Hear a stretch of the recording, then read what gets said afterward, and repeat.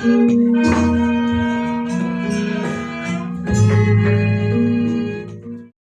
berbahagia, pimpinan Puja Bakti, para Romo dan Ramani yang hadir, serta Bapak Ibu, saudara-saudari semuanya, selamat pagi, Namo Buddhaya. Ini tolong dibantu volumenya ditinggikan, ya. Atau kalau ada mic yang lebih kencang boleh, ya. Cek sound dulu ya Bapak Ibu ya. Atur pitch control. Bapak Ibu Saudara, selamat pagi semuanya. Ya, selamat hari ulang tahun 2. Ya.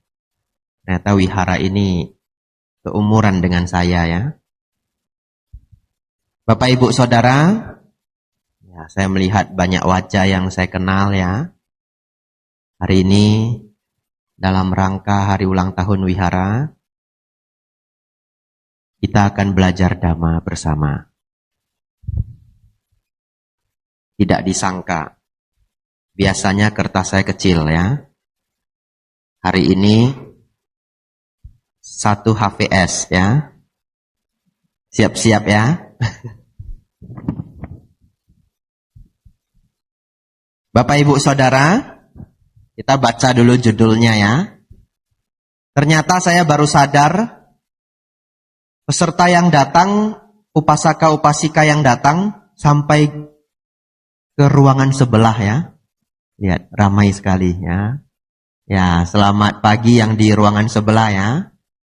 Ya. Wah, luar biasa ya, merespon juga ya. Saya jadi ingat waktu saya di Pekalongan Bapak Ibu. Dibuat upacara patidana besar. Ya. Patidana umum, ramai-ramai. Terus wihara mempersiapkan asana seperti ini. Lalu tepat di sebelah ruangan itu kursi. Kursi disusun rapi. Anehnya, pas acara patidana yang di kursi satu pun tidak ada yang duduk. Semua ngumpul di asana. Jadi suasananya persis kita patidana di sini, leluhur duduk di kursi. Ya, tapi tenang ya, ini ruangan sebelah ini. Nah, kawan-kawan kita semua. Bapak Ibu Saudara, judulnya adalah keberuntungan, rejeki, berkah, dan kedamaian. Betul ya? Saya mau tanya dulu ya. Setelah selesai puja bakti ini, Anda semua akan jadi orang paling beruntung di dunia. Rejeki luar biasa. Berkah terbaik di seluruh alam semesta. Dan batinnya damai. Setuju? Oh, ceramah aja belum ya, sudah setuju. Bapak Ibu yakin sekali ya. Kalau sudah setuju berarti sudah selesai ya. Sabe sata bawantu sukitata ya. Bapak Ibu Saudara, Anda akan jadi orang paling beruntung di dunia. Siap-siap ya. Ya. Ada seorang laki-laki, saya ketik di Google ya, the luckiest man on earth, atau siapa orang paling beruntung di dunia ini ya, yang ingin cek silahkan ya, orang paling beruntung di dunia. Ternyata keluarnya di Google ya, orang paling beruntung di dunia adalah Frane Selak namanya, orang Kroasia. Frane Selak ini Frane spasi SELAK.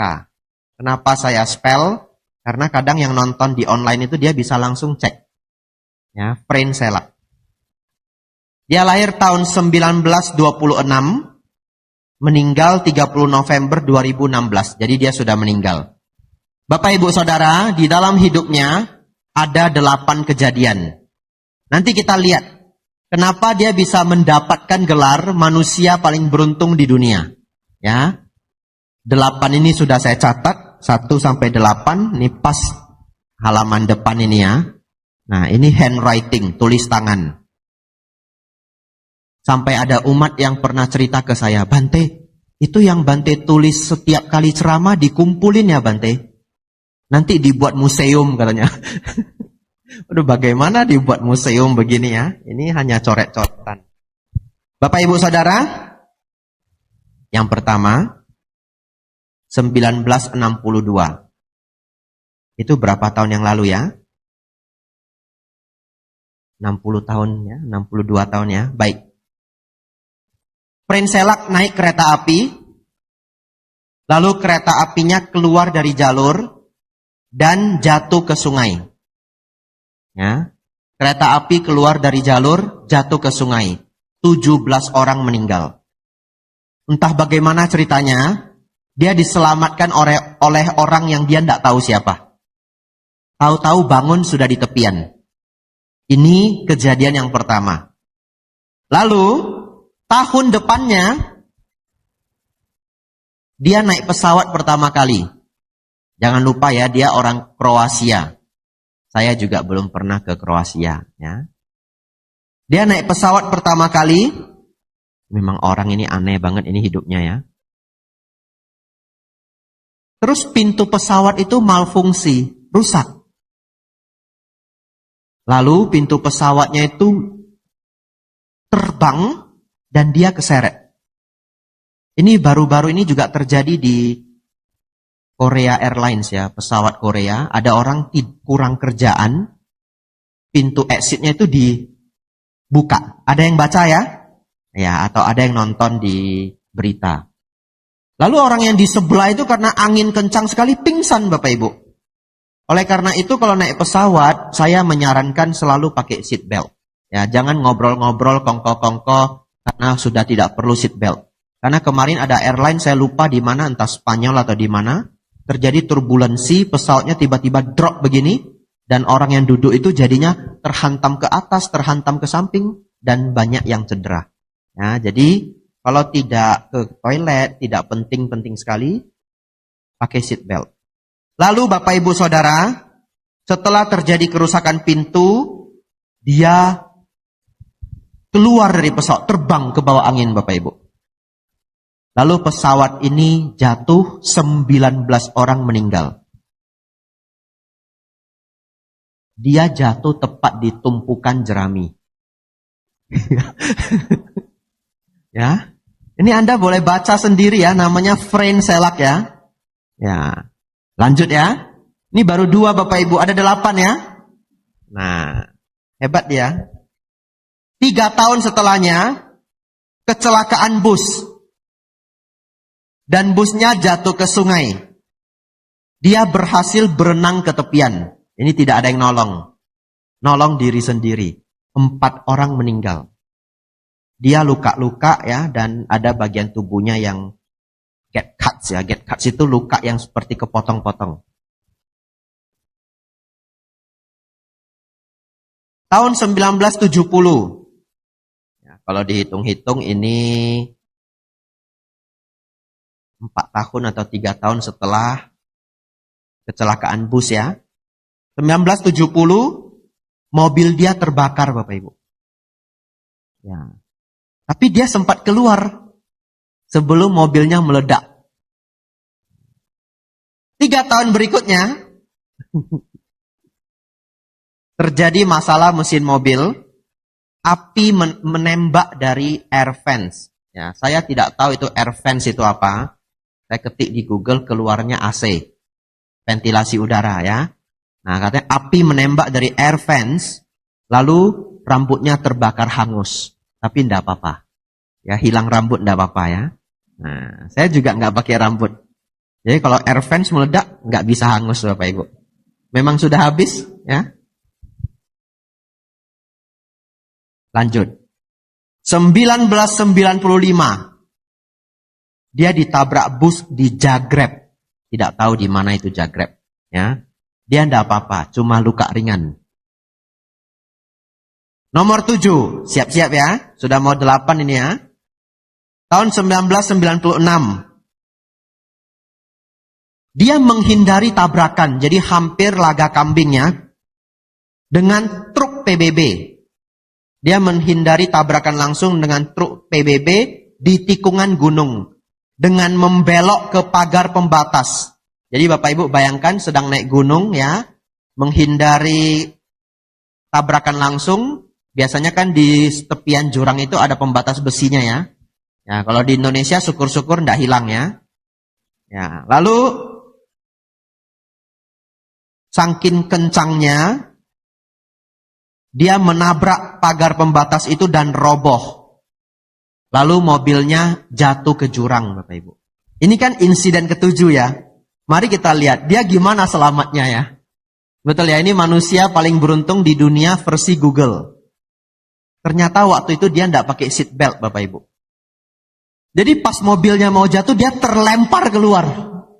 Nyangkut di dahan pohon. Iya. Aneh banget ini orang ya. Menempel di dahan pohon dan sempat melihat mobilnya jatuh ke jurang. Nah, sekarang Anda siap-siap ini nomor 8 ya. Angka keberuntungan bagi beberapa orang, betul ya? Kita lihat apa yang terjadi. 2 hari sebelum ulang tahun ke-73, dia menang lotre, Bapak Ibu. Akhirnya ya. Ya. Dia menang lotre, hadiahnya adalah kalau di rupiah, kalau didolarkan, karena dia di Kroasia ya. Kalau didolarkan 1,1 juta dolar. Ya, sebenarnya 1,110000. Ada 10.000 dolar lagi ya. Jadi 1.110.000 dolar ya. Dan ini sekitar 2007. Ya, sekitar tahun 2007. Jadi ini banyak banget ya. 1 juta dolar itu kalau sekarang 16 miliar lebih kurang ya. 15.750. Kok Bante tahu? Karena saya ikut grup Damayatra. Dan grup Damayatra ini tiap hari membahas kurs dolar naik turun. Sudah beli dolar, Ci. Ini kursnya sekian. Besok sekian. Jadi saya tahu naik turunnya dolar karena ikut grup ini. Grup Tur Damayatra ya. Ya, lalu karena menang lotre, ini bapak-bapak jangan niru ya. Karena menang lotre dia nikah lagi. Istri yang kelima. Aduh. Tapi orang Eropa mungkin ya kawin cerai ya. Dan dia beli 2 rumah yang baru. Tetapi tidak tahu kenapa tahun 2010 dia putuskan untuk uangnya itu dia bagi-bagi aja. Dan dia bagi-bagi ke saudara kandungnya. Dan dia memilih hidup sederhana. Aneh ya? Jadi Bapak Ibu sebenarnya hidup bermewah-mewahan itu tidak selalu yang the best. Ya. Saya ketemu banyak orang yang sudah hidupnya bermewahan. Tapi dia juga belum menemukan kebahagiaan sejati.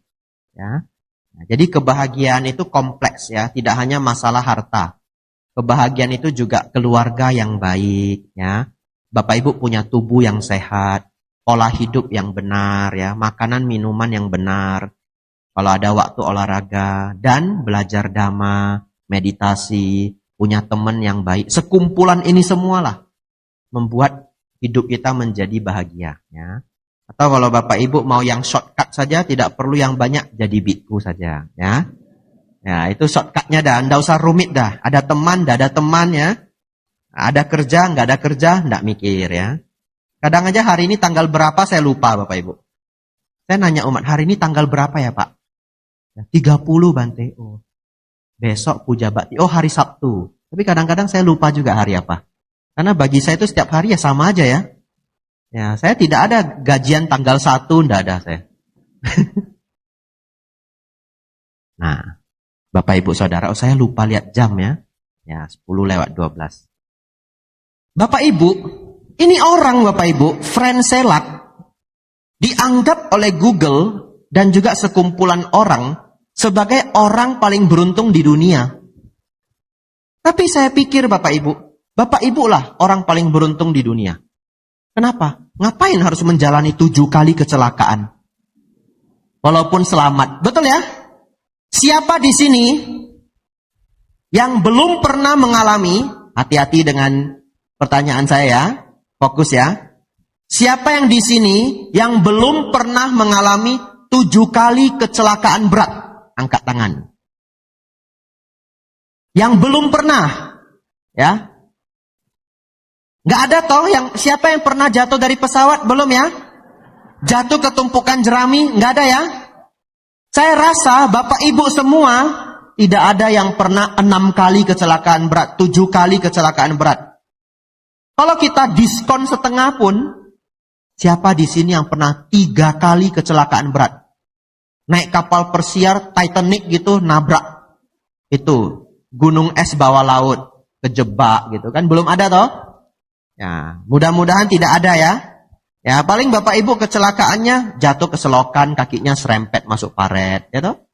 Ya, saya pernah juga ya, tabrakan motor ya pernah ya. Mobil pernah enggak? Ya, nabrak angkot ya pernah ya. Ya, pas belajar naik mobil. Saya baru belajar sok-sokan mau nyelip angkot ya. Ya, lalu saya tabrak itu kaca spionnya. Bapak Ibu Saudara, itu artinya Bapak Ibu lebih beruntung toh selak. Betul ya? Ini harus kecelakaan terus bisa selamat ya.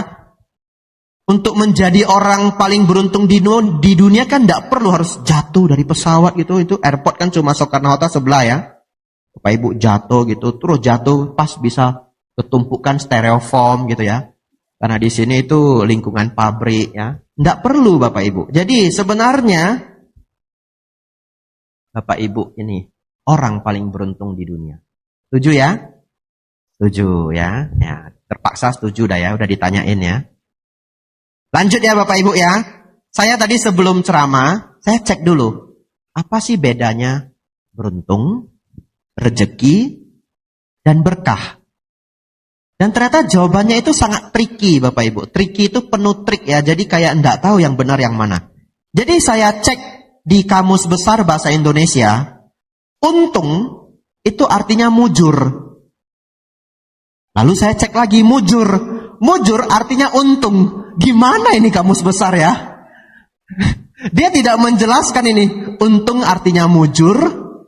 Terus kita cari mujur artinya untung. Tetapi beruntungnya, nah ini untung juga saya, ada tambahan. Untung itu diberi tambahan laba atau bahagia.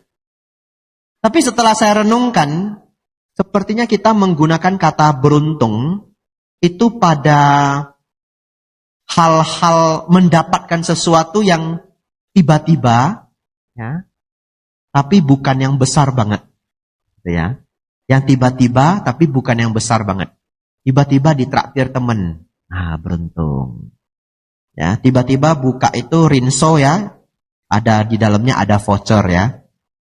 Nah, beruntung ya. Ternyata ditipu ya, penipuan. Bapak Ibu Saudara, bagaimana kalau rezeki? Ternyata menurut Kamus Besar Bahasa Indonesia, ini bagus sekali loh penerjemahannya. Rezeki itu artinya segala sesuatu yang dipakai untuk memelihara kehidupan. Ya, saya ulangi ya. Segala sesuatu yang dipakai untuk memelihara kehidupan. Yaitu makanan dan nafkah. Jadi kalau orang punya rezeki, berarti hidupnya masih terpelihara. Bapak Ibu tadi pagi sudah sarapan? Nah, semua punya rezeki. Betul ya? Hari ini yang ingin saya tambahkan adalah begini. Tirulah sedikit kehidupan para biku. Ya, tirulah sedikit kehidupan para biku. Para biku itu harta yang utama itu 4 Bapak Ibu. Disebut 1 pacaya. 1 pacaya kebutuhan. Kalau seorang biku ada 4 ini, sudah bahagia, anteng sudah, lengkap sudah. Apa 4 ini? 1, jubah. Jubah yang paling penting dulu di antara semuanya. Karena kalau sudah pakai jubah, pindah patah di Tangerang pasti dapat makan. Ya toh? Jubah dulu ini. Nah, setelah jubah Bapak Ibu, makanan. Betul ya? Setelah itu, wihara. Wihara ini, kalau belum ada pun zaman Sang Buddha masih bisa tinggal di pinggiran hutan. Kalau di Indonesia kita masih bisa numpang. Ketika wihara belum semegah, sebesar dan sebanyak ini, para biku itu numpang Bapak Ibu di kelenteng, di rumah kosongnya umat. Iya. Kemudian kalau di provinsi yang belum ada wihara, para biku bagaimana? Ngajak umat-umat untuk sewa. Iya. Sewa ruko, sewa gedung, lalu buat puja bakti. Setelah berjalan 3, 4, 5 tahun ya, biasanya ada yang tergerak ya. Kalau sampai ada yang tergerak, mereka galang dana, barulah jadi wihara. Wihara itu tidak tiba-tiba besar. Kalau Bapak Ibu datang ke sini 5 tahun, 6 tahun yang lalu, gedung sebelah ini belum ada. Benar ya? Ya ini ditambahin ya. Bapak Ibu Saudara, bagi para biku jubah, makanan, tempat tinggal, dan obat-obatan. Kalau seorang biku memiliki 4 ini, berarti sudah lengkap kebutuhannya. Saya tahu Bapak Ibu, hidup zaman sekarang itu sangat rumit. 4 kebutuhan mana cukup Bante. Masih ada uang sekolah anak, pulsa, wifi, bayar parkir. Sekarang parkir mahal juga ya? Iya. Bayar parkir, anak ulang tahun, tetangga ulang tahun, mertua ulang tahun. Nah, mertua ulang tahun jangan macem-macem. Nah, jangan lupa ya. Sudah banyak sekali pajak tahunan ini ya. Anak ulang tahun, mertua ulang tahun, teman baik ulang tahun. Masih ada yang ngerepotin Bapak Ibu. Istri juga minta. Valentine katanya. Nah, kena lagi ya. Anak juga nggak mau kalah. Halloween 31 Oktober. Nah, pengen ini pakai kostum. Kalau di Amerika Halloween itu penting ya. Nah, harus beli permen bagi-bagi ke anak-anak. Kalau di Indonesia Halloween itu tidak menakutkan kalau di Indonesia. Kapan lebih menakutkan Bapak Ibu? Cit gue pua. Jadi di Indonesia itu Halloween harus diganti. Jadi cit gue pua ya. Yang kedua cukup seram itu masa-masa cengbeng ini ya, lumayan seram ya. Bapak Ibu Saudara, tirulah sedikit cara hidup biku. Nanti Bapak Ibu pulang renungkan. Ada ndak? Masih ada ndak pakaian? Ada ya? Masih ada ndak makanan? Ada toh?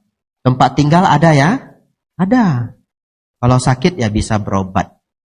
Selama ada 4 itu, kehidupan itu sebenarnya sudah baik. Ya, keinginan manusia itu tidak ada habisnya. Ada yang masih kepengen mobil yang lebih bagus, rumah yang lebih bagus, universitas yang lebih mahal, pakaian yang lebih keren, tas yang lebih bagus. Ya, saya paham ya, manusia banyak keinginan. Kadang juga sebenarnya bukan keinginan, tapi kebutuhan ya. Ada barang yang harus diperbaiki ya, dan sebagainya dan sebagainya. Tetapi dalam kehidupan ini memang itu tidak ada habis-habisnya. Ya, jadi kalau Bapak Ibu sampai merasa lelah, merasa sulit dengan hidup ini, renungkanlah kembali. Selama masih ada 4 ini, kehidupan sebenarnya sudah terjaga. Bapak Ibu sudah punya rezeki. Karena rezeki itu artinya segala sesuatu yang dipakai untuk memelihara kehidupan. Bapak Ibu Saudara, tinggal 2. Berkah dan damai ya. 10:21 ya.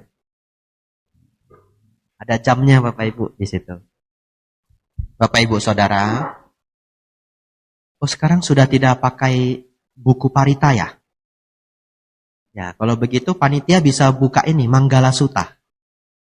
Coba dibuka Manggala Sutta ya. Bapak Ibu Saudara, saya ketemu satu keluarga yang luar biasa, ya. Dan keluarga ini mendidik anak dengan sangat baik. Saya dijemput, ya, dijaga selama di sana, diantar kemana-mana untuk pemberian dhamma dan sebagainya. Lalu satu waktu umat ini juga meminta kesempatan dana makan siang. Ya, saya datang ke rumahnya, bertemu dengan anak-anaknya. Dan saya sangat bahagia ya melihat anak-anaknya semuanya baik. Ya, semuanya berkarya dengan baik. Anaknya semua sudah cari nafkah sendiri, ya, sudah berkarya sendiri, luar biasa. Lalu, ayahnya ini punya cara berpikir dhamma yang simple banget. Tapi rumahnya berhasil. Simpelnya bagaimana? Bante, bagi saya ya Bante, yang paling penting itu merawat sila dan menjalani hidup sesuai Manggala Sutta. Udah, 2 itu aja Bante cukup. Kata bapak ini. Lalu ketika saya diantar, dijemput dengan mobil, tiba-tiba ayah dari keluarga ini bersama keluarganya ada duduk di belakang, tiba-tiba nanya saya, kan benar kan Bante, yang penting itu dari semua ajaran Sang Buddha, yang paling penting itu kan Manggala Sutta, benar ya Bante? Jadi Bapak Ibu saya dipaksa untuk verifikasi Bapak Ibu. Kalau saya jawab benar, keliru juga loh.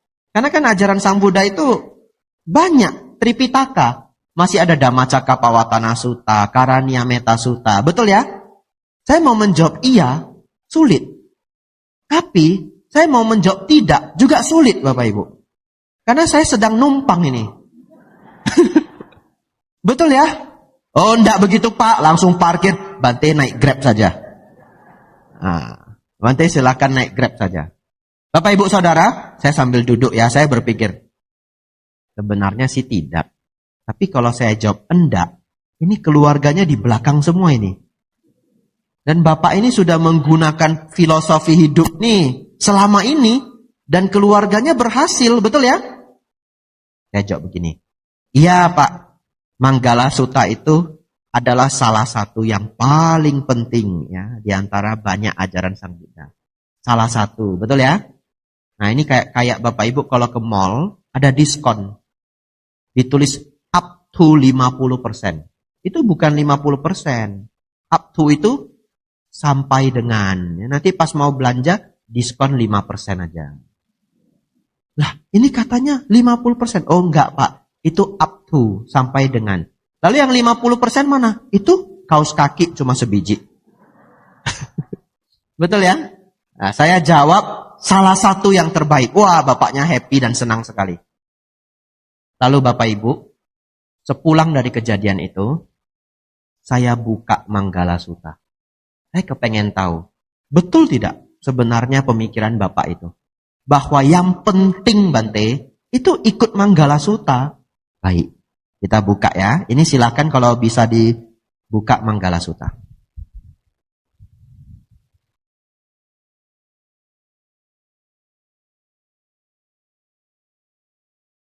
Nah, dibuka aja bahasa Indonesianya ya.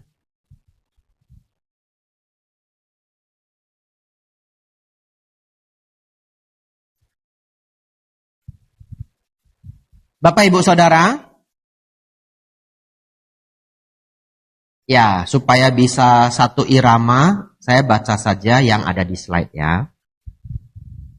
Mari kita, Bapak Ibu, dengan saya, kita bersama-sama, kita coba menganalisa bahwa pernyataan Bapak itu masuk akal enggak? Ya, bahwa yang penting itu hidup mengikuti Manggala Sutta. Baik.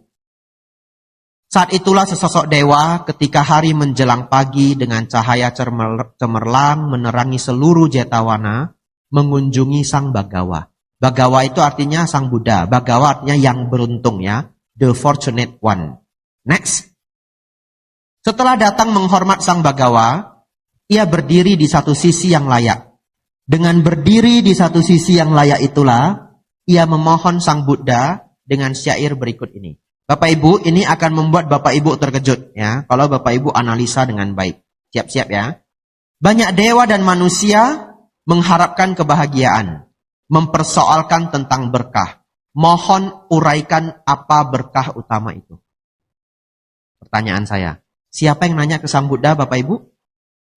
Dewa ya. Jadi Bapak Ibu Saudara, dulu sebelum kita belajar Dhamma, umumnya kita juga sembahyang ke dewa minta berkah, betul ya? Jadi Bapak Ibu ke kelenteng, termasuk saya juga senang ke kelenteng. Sembahyang juga. Oh dewa, popi ya, nggak tahu itu popi artinya apa ya. Nah, saya juga nggak tahu popi itu nggak tahu artinya apa. Ikut aja dah pokoknya. Popi itu kayak semoga ya. Nah, kalau semua orang minta popi peng an gitu ya. Saya masih kecil ngapain saya popi peng an ya. Ada orang tua jagain saya ya. Popi angpau tahun ini banyak gitu. Ya, saya sebenarnya setiap tahun berdoa semoga saya bisa ranking 1, tapi nggak pernah.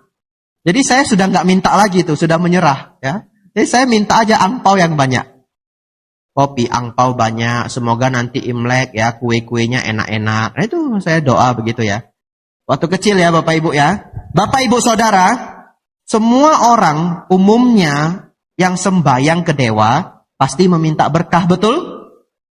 Dewa saja pusing Bapak Ibu lihat.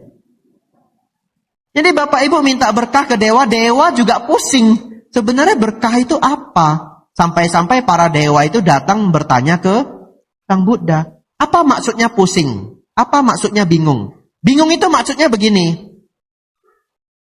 Umumnya orang berpikir, oh kalau kalau melihat ikan lohan membawa keberuntungan. Betul ya? Ada yang sejenis tanaman, oh ini tanaman bawa keberuntungan. Ada yang percaya batu akik, oh ya kalau yang batu ini bawa keberuntungan. Kalau yang ini tidak bawa keberuntungan. Pohon Bapak Ibu ya. Ya, ada pohon yang katanya bisa menolak bala. Kalau tanam pohon ini santet tidak bisa masuk ya. Itu bambu merah katanya ya. Ada katanya pohon yang tidak bawa keberuntungan, pohon pepaya. Mungkin karena pahit ya, tidak tahu. Ada pohon katanya kalau kita tanam di depan rumah, jodoh tidak bisa datang. Pohon kelapa. Ada yang pernah dengar? Ada ya? Bapak Ibu Saudara, saya tinggal di Wiaramedut, samping kuti saya itu dijaga oleh 4 pohon kelapa. Ya, jadi para samanera dan biku tidak boleh ada jodoh. Itu ditanam sama Bante Panyawaro, pohon kelapa, beneran ini. Ya. Dan depan kuti saya ada pohon melinjo jantan yang tidak pernah berbuah. Jadi lengkaplah sudah ya. Tidak dapat jodoh, tidak punya anak, biku ya. Bapak Ibu Saudara, tetapi pemaknaan itu di setiap daerah berbeda-beda. Betul ya? Bapak Ibu ke Malaysia beda lagi. Bapak Ibu ke Thailand nanti beda lagi. Orang Eropa beda lagi ya. Ada yang takut sama angka 13, ada yang takut sama angka 4. Tapi ada yang merasa angka 4 adalah keberuntungan. Dan ada loh orang yang merasa angka 13 itu keberuntungan. Ya, saya pernah mendengar, bukan tidak ada. Lalu sebenarnya yang dianggap paling berkah itu apa? Dan ternyata para dewa juga bingung. Ya, mungkin di alam dewa juga ada pemaknaan-pemaknaan seperti ini. Mereka datanglah ke Sang Buddha dan bertanya. Bapak Ibu Saudara, inilah salah satu ajaran paling penting bagi saya pada hari ini. Saya ingin semuanya fokus ya, kita masih punya banyak waktu. Bapak Ibu Saudara, Sang Buddha memberikan 38 berkah. Di antara semua keyakinan yang Bapak Ibu yakini, apapun itu, mau pohon, mau keris, mau jimat, ya, mau sejenis kain, tidak ada satupun yang bisa mengalahkan berkah dari Manggala Sutta. Ini sudah berkah yang tertinggi. Mari kita lihat apa saja berkah itu. Yang pertama, tidak bergaul dengan orang-orang jahat. Ya, dungu itu jahat dan tidak dermawan. Bagaimana melihatnya? Secara singkat biasanya saya menjelaskan, kalau Bapak Ibu punya teman atau kenalan yang orangnya jahat, dia dengan tega menipu orang, dia dengan tega itu mencelakakan, ya, atau mengganggu dengan ketegaan dah. Bapak Ibu ngerti dah maksud saya, ya? Maka Bapak Ibu sudah harus hati-hati dengan dia. Walaupun dia tidak mencelakakan kita. Walaupun dia tidak menipu kita. Karena kita temannya. Yang dia tipu orang lain. Tapi Sang Buddha sudah menganjurkan jangan berteman dengan orang seperti itu. Kenapa? Bisa jadi Anda adalah korban berikutnya. Betul? Betul ya? Nah, dungu itu juga tidak dermawan. Artinya apa? Kalau Bapak Ibu ketemu orang terlalu pelit, mulailah hati-hati. Apalagi dia bahkan pelit ke orang tua sendiri. Dia bahkan pelit ke adik sendiri.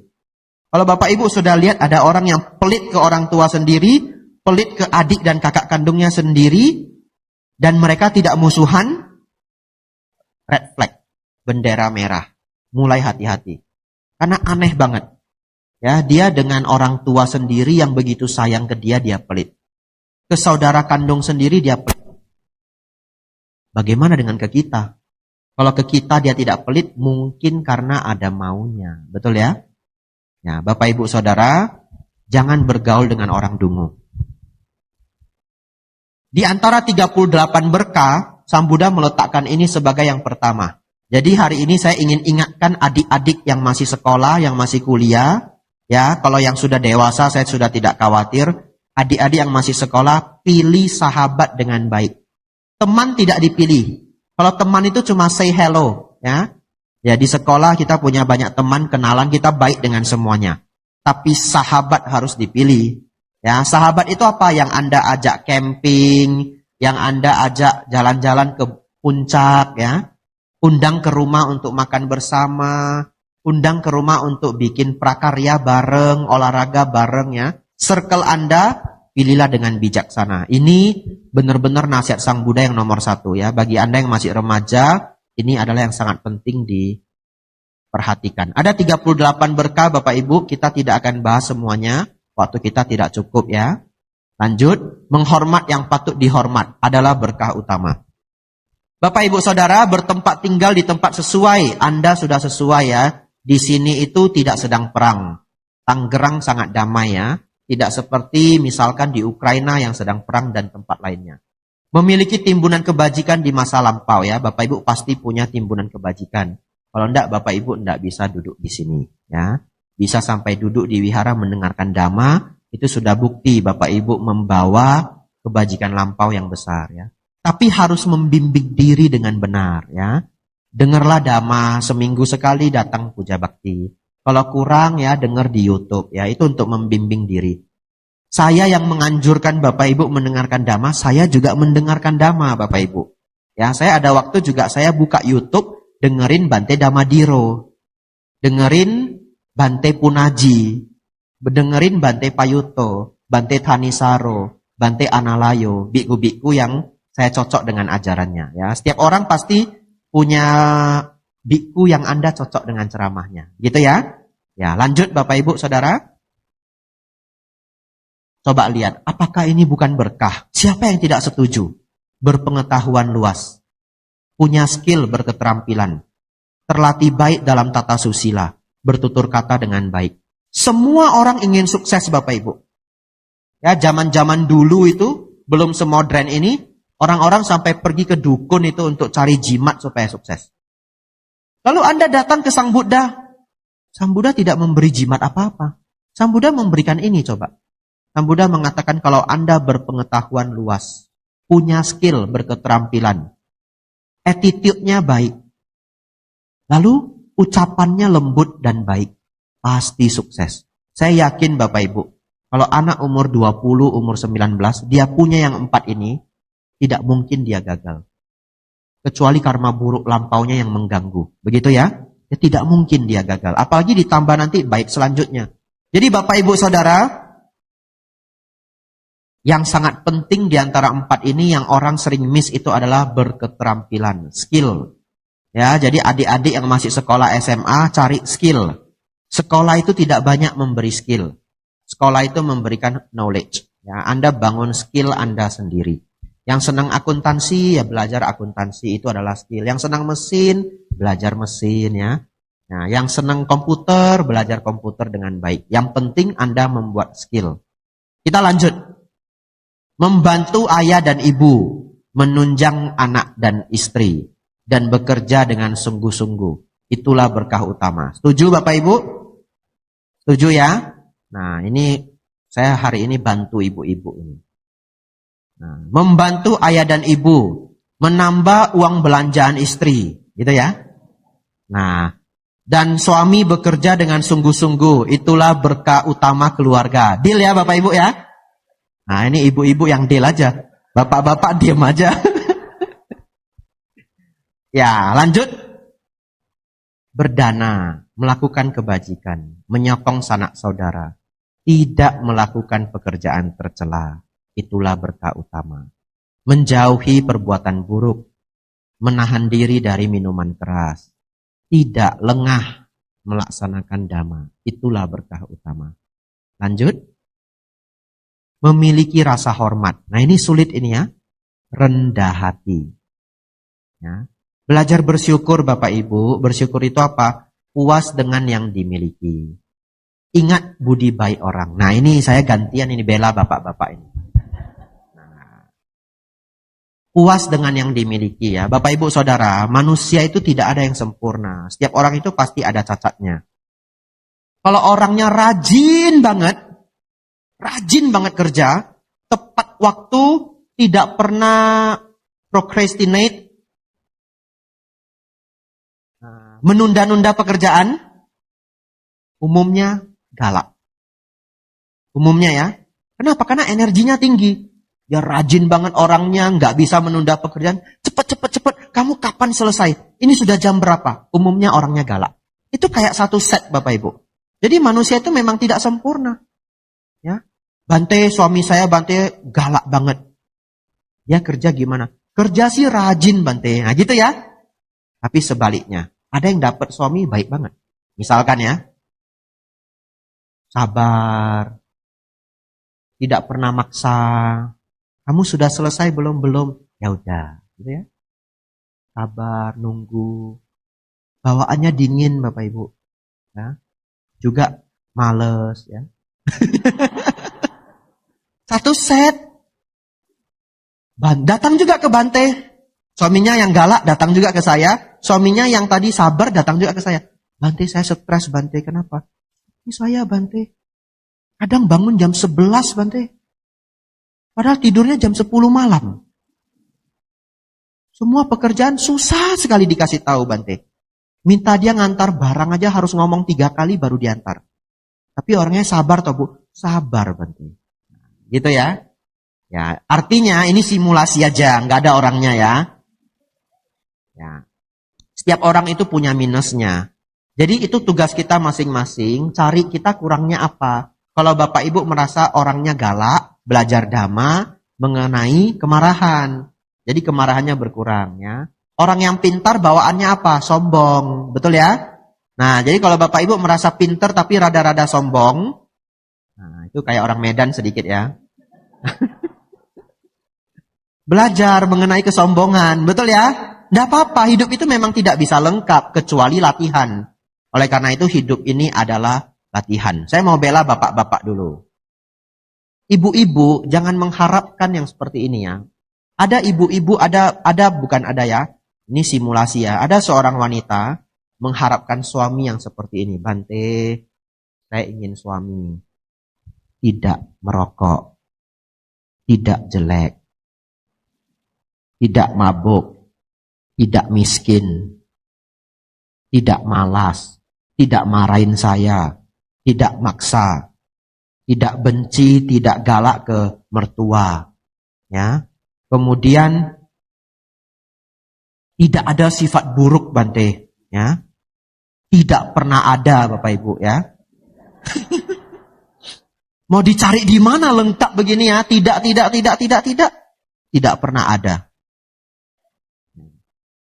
Kalau ada pun ya, kalau ada ya, yang sudah ganteng, baik, sabar, tidak marahin siapa-siapa, tidak maksa, legowo, nerima apa adanya, sederhana, tidak repot, sudah jadi biku. Betul ya? Iya, sudah jadi biku. Dikasih makan apa aja mau. Coba suami mana? Kalau ganteng seperti siapa yang ganteng misalkan? Andi Lau ya. Dikasih makan apa aja mau. Mana ada Bapak Ibu. Enak aja ya. Dia udah levelnya Andi Lau Bapak Ibu. Kasih nasi sama telur ceplok setiap hari dia enggak mau. Kalau biku mau aja. Bapak Ibu kasih aja apa? Nasi putih sama timun ya. Anumodana. Luarin kain. Iya. Bapak Ibu Saudara, kita lanjut. Nah ini yang agak sulit ya. Tapi ini dua paragraf ini tidak gampang. Memiliki rasa hormat, ya, rendah hati, puas dengan yang dimiliki, ingat budi baik orang, dan mendengarkan dhamma pada waktu yang sesuai. Itulah berkah utama. Sabar. Ini susah ini ya. Sabar ya. Yang orangnya tidak sabar nanti pulang, ini bagian ini difotokopi Bapak Ibu. Nah, paragraf ini digunting, taruh di depan cermin ya. Jadi setiap bercermin, sabar gitu ya. Ya, mudah dinasehati, mengunjungi para biku, dan membahas dhamma pada waktu yang sesuai. Nah, Bapak Ibu sedang membahas dhamma. Itulah berkah utama. Selanjutnya, bersemangat dalam mengikis kotoran batin ya, kemarahan, keserakahan, kebodohan batin, kesombongan. Nah, yang selanjutnya bagian untuk para biku. Ini paragraf yang lebih untuk para biku ya. Menjalankan hidup suci, menembus 4 kebenaran mulia, dan mencapai nibbana. Itulah berkah utama. Bapak Ibu ingat ini ada kalimat mencapai nibbana ya.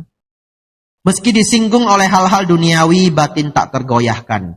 Tiada sedih, tiada noda, dan penuh damai. Itulah berkah utama. Selanjutnya, setelah melaksanakan hal-hal seperti itu, para dewa dan manusia tak akan terkalahkan dimanapun. Mencapai kebahagiaan dimanapun berada. Inilah berkah utama bagi para dewa dan manusia. Bapak Ibu Saudara, ini 38 berkah diberikan oleh Sang Buddha untuk kita semua.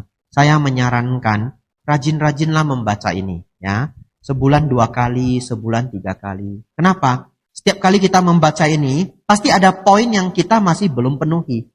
Ya, barangkali pada saat itu kita lagi panas, ya, kemudian kita baca sabar. Nah, panasnya turun 20%, turun 30%, ya. Nanti bulan tua kumat lagi. Ya. Ya, kadang-kadang kita lagi ada musuh, kita lagi ada orang yang tidak kita sukai, kita baca, ya. Dan ternyata orang yang lebih tua dari kita punya rasa hormat. Saya mengalah, dah. Harus punya rasa hormat. Betul ya? Ini sangat-sangat membantu. Bapak Ibu, ini silahkan nanti Nah, selanjutnya, kan kita sedang menganalisa ya. Tadi, apakah pernyataan Bapak itu masuk akal apa enggak? Ternyata setelah saya pulang, saya baca sendiri, ternyata Bapak itu benar. Siapa saja yang bisa menjalankan sesuai Manggala Sutta, cukup. Kenapa? Karena tadi ada kalimat mencapai nibbana. Betul ya? Berarti selesai toh perjuangannya. Jadi begitu saya membaca itu saya terkejut dan kagum. Ternyata ini adalah kurikulum dari kehidupan umat sampai mencapai arahat. Ini adalah kurikulum. Jadi Bapak Ibu yang sedang saat ini menjalankan hidup sebagai umat berumah tangga, jalani Manggala Sutta. Ini adalah kurikulum. Jadi nanti semakin baik ya. Di kehidupan yang selanjutnya itu semakin baik, akhirnya Bapak Ibu akan menuju pada pencapaian nibbana. Itulah kurikulumnya. Jadi nanti mulailah kurikulum ini, jangan lupa, dimulai dari cari teman yang baik. Bapak Ibu Saudara, akan saya tutup dengan damai ya. Ini bagian terakhir kedamaian ya. Akan saya tutup mengenai kedamaian. Bagaimana supaya damai, Bante? Sebenarnya ada sutta khususnya, tapi waktu saya sudah tidak cukup. Ya, jadi nanti Bapak Ibu pulang baca sendiri. Cuma saya mungkin biku yang Dhammadesana ada PR-nya ya. Ya, Bapak Ibu nanti pulang baca Karaniya Metta Sutta. Itu adalah sutta mengenai kedamaian. Di sana nanti diajarkan oleh Sang Buddha bagaimana mencapai damai. Ya, jadi orang yang jujur, ya, tidak bohong. Karena kalau kita bohong, kita gelisah. Ya, dan yang lainnya. Tetapi khusus hari ini Bapak Ibu, saya ingatkan kembali, agar Bapak Ibu punya batin yang damai, mulailah untuk latihan meditasi. Ya. Bante, susah Bante, saya tidak bisa duduk setengah jam. Ya 10 menit aja ya boleh. 10 menit juga susah Bante, ya 5 menit aja dulu. 5 menit juga susah, kebangetan. Ya, apa sih maunya ya? Masa 5 menit duduk meditasi ndak bisa, ndak masuk akal ya. Ya, duduk dah 5 menit dulu. Ya, sehari kan boleh 3 kali toh. Pagi sekali, siang sekali, sore sekali. Dikumpulin kan 15 menit. Bapak Ibu Saudara, memulai dari sedikit tetapi sering. Lama-lama akan menjadi kebiasaan. Lama-lama akan menjadi setengah jam. Lama-lama akan jadi 1 jam. Ya, kemarin saya dikabarkan umat, ya, saya sudah lupa di provinsi apa, seorang ibu, Bante, saya dengar ceramah Bante di YouTube, terus saya beneran Bante saya lakuin, saya meditasi 5 menit, 10 menit, sekarang sudah bisa 1 jam Bante. Nah, saya dapat testimoni real Bapak Ibu. Ya, jadi ketika Bapak Ibu tidak ngantuk, ya, atau pagi-pagi ketika mau beraktivitas, duduk begini, nafas masuk, nafas keluar. Pikirannya ditenangkan, ya. Jangan pikirannya mengembara ke sana kemari dulu, rileks dulu, ya. Kalau pikiran mengembara itu wajar, tetapi kita harus selalu mengetahui nafas masuk, nafas keluar. 5 menit, 10 menit Bapak Ibu. Duduk di sofa juga boleh, duduk di kursi juga boleh. Dan Bapak Ibu akan mendapatkan kedamaian sepanjang hari. Jadi sebenarnya itu sangat menguntungkan. Karena nanti Bapak Ibu bekerja, Bapak Ibu pergi, ya mungkin jualan dan sebagainya, itu sangat banyak stres dalam keseharian, betul ya? Tapi Bapak Ibu memulai dengan 10 menit meditasi di pagi hari, itu membuat mood Anda itu baik sepanjang hari. Jadi meditasi 10 menit itu sama sekali tidak menghabiskan waktu, tetapi adalah investasi besar untuk hari yang baik. Dilakukanlah secara rutin. Ya. Bapak Ibu Saudara, demikianlah. Semoga setelah mendengar ini semua, Bapak Ibu tadi sudah setuju. Ya. Bapak Ibu sudah jadi orang yang paling beruntung. Rezeki sudah ada Bapak Ibu. Berkah sudah diberikan, bukan 1, 38, ya. Dan semoga Bapak Ibu memiliki kedamaian batin. Saya ucapkan selamat hari ulang tahun untuk Wihara Dharma Ratna yang ke-32. Semoga Bapak Ibu semuanya senantiasa sehat dan bahagia. Tercapai cita-cita baik Bapak Ibu semua. Semoga Bapak Ibu semakin maju dalam dhamma, maju dalam kehidupan. Sabe sata bhavantu sukhitata.